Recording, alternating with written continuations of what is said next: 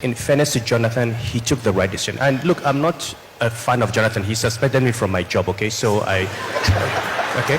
But you have to commend him, okay? President Jonathan took the advice and agreed to remove subsidy.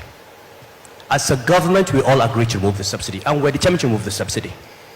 The only reason we stopped at 50%, like I said, was the threat to people's lives. Now, but to your question, why do Nigeria leaders not listen? What my experience, okay, with talking to many of the leaders is they listen to so many people and they decide that they're going to accept those that tell them what they want to hear. We have too many sycophants in government.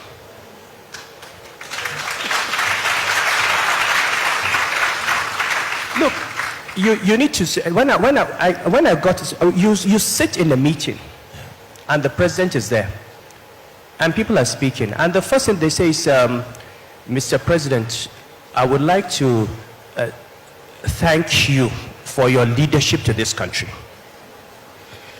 In fact, you know, God has blessed Nigeria by making us your leader. If you were not there, I don't know where we would be.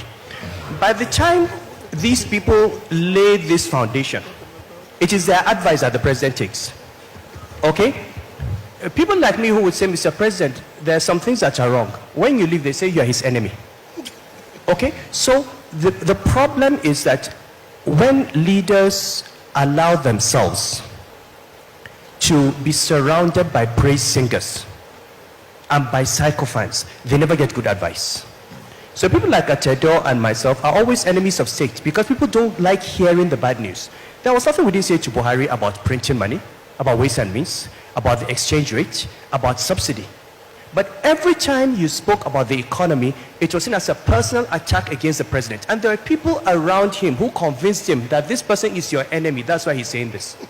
Okay. So we need to begin to ask as leaders, who do we surround ourselves with? And please, those who are ministers and those who speak to the president, it is not to your benefit to turn yourselves, you disgrace yourselves, you debase yourselves by turning yourselves into praise singers.